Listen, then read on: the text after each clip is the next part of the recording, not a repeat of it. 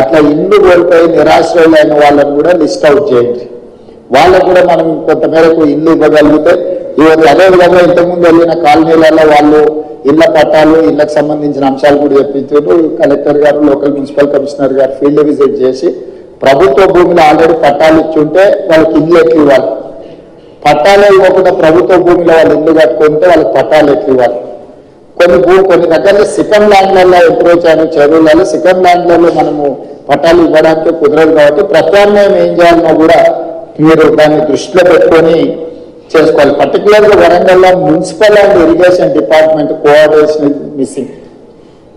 Immediate గా incharge minister గారు, సంబంధిత అధికారులు, మున్సిపల్ అండ్ ఇరిగేషన్ మినిస్టర్, ఈ మున్సిపల్ అండ్ ఇరిగేషన్ అధికారులు కూర్చొని కాంప్రహెన్సివ్ గా హన్మకొండ అండ్ వరంగల్ మొత్తానికి కాంప్రహెన్సివ్ ప్లాన్ చేసుకోవాలి. Warangal outer ring road inside ఏదైతుందో కోర్ అర్బన్ వరంగల్ ఏదైతుందో కోర్ అర్బన్ వరంగల్ కి మీరు అండర్ గ్రౌండ్ డ్రైనేజ్ విషయంలో కానీ, రోడ్ల విషయంలో కానీ, మిగతా డెవలప్మెంటల్ ఇష్యూస్ లో కంప్లీట్ గా కాంప్రహెన్సివ్ ప్రణాళిక చేసుకోవాల్సింది. దీంట్లో భాగంగానే స్మార్ట్ సిటీలో మీకు కొన్ని నిధులు వచ్చినాయి. మీరు కొంత దూరం స్మార్ట్ సిటీలతో నిధులతో కట్టేసి అక్కడ వదిలేసేది. మీరు అట్లా వదలడం వల్ల ఇంత పెద్ద సమస్యగా మారుతున్నారు. సో స్టేట్ గవర్నమెంట్ నుంచి అని ఏం కావాలో శ్రీదేవి గారు మీరు ఆ స్మార్ట్ సిటీలో చేయంగా మిగిలిన పనులు ఏం చేయాలన్నా కూడా దానికి ఒక నివేదిక తయారు చేయండి. మనం అవసరమైతే ప్రత్యేకంగా బడ్జెట్ ఇచ్చి వరంగల్ మీద ప్రత్యేకంగా ఫోకస్ పెడదాం. పనులు మాత్రం వదిలేయడానికి వీలు లేదు. స్మార్ట్ సిటీలో తెచ్చుకోగలిగిన తెచ్చుకోండి. బ్యాలెన్స్డ్ వర్క్స్ ఏవైతున్నాయో ఖచ్చితంగా స్టేట్ గవర్నమెంట్ నుంచి మీరు ప్రపోజల్ ఇవ్వండి. Government is here to sanction all those ఏవైతే సమస్యలు ఉన్నాయో వాటికి సంబంధించి. అదేవిధంగా ఇప్పటివరకు ఆ స్మార్ట్ సిటీలో మీరు ఫండ్స్ క్లెయిమ్ చేసిందా చేయలేరు. ఎందుకంటే లాస్ట్ టైం ఎక్స్టెన్షన్ తీసుకొచ్చినాం 1 year వరంగల్ స్మార్ట్ సిటీ.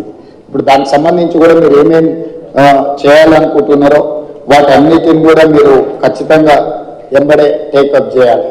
ఈ మీటింగ్ అయిన తర్వాత నేను ఫస్ట్ కలెక్టర్స్ రివ్యూ మీటింగ్ పెట్టుకొని డిపార్ట్మెంట్ హెడ్స్ కి నేను సూచన ఏం చేస్తున్నా అంటే head of the department, Panchayati Raj principal secretary, irrigation principal secretary, MAUD principal secretary, ఇక్కడ ఆల్మోస్ట్ అందరు ఉన్నారు. ఫస్ట్ మీ లెవెల్ ఒక రివ్యూ తీసుకొని గ్రౌండ్ లెవెల్ ఒక కోఆర్డినేషన్ ఆఫీసర్స్ తో ఒక కోఆర్డినేషన్ ఆఫీసర్స్ కమిటీని ఇచ్చేసి వాళ్ళు కలిసి ఫీల్డ్ విజిట్ చేయాలి.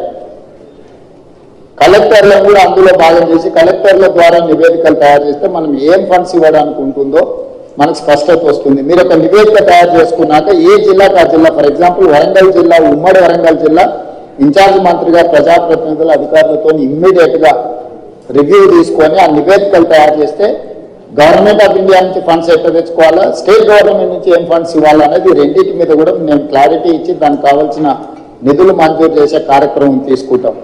ఇక ముందు ఈ క్లౌడ్ బస్ట్ అనేది పర్మనెంట్.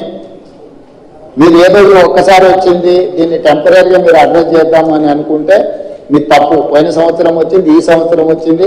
మీకు కోవిడ్ తర్వాత క్లైమేట్ చేంజెస్ జరిగినాయి. ఇంకా రెగ్యులర్ గా మనం ఈ ప్రాబ్లం ఫేస్ చేసేది ఉంటుంది. కాబట్టి ఈ ఇష్యూస్ ని పర్మనెంట్ గా ఎట్లా అడ్రస్ చేయాలనో మీ దగ్గర ప్రణాళిక ఉండాలి.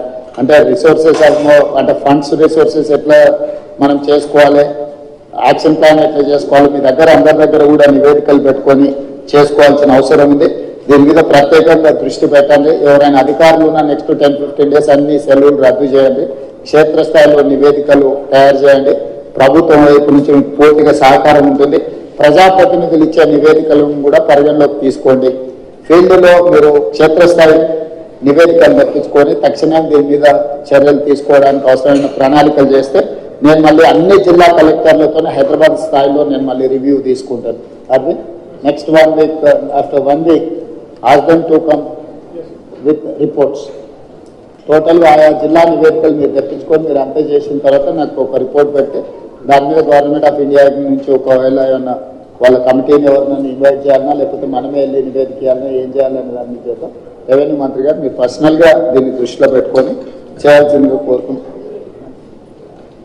ఆర్ఎన్బి అక్కపక్క నుంచి చెప్తుంది. ఆర్ఎన్బిలో చాలా రోడ్లు డ్యామేజ్ అయినాయని. ఆర్ఎన్బి అధికారులు వికాస్ ఆర్ఎన్బి నుంచి ఏమన్నా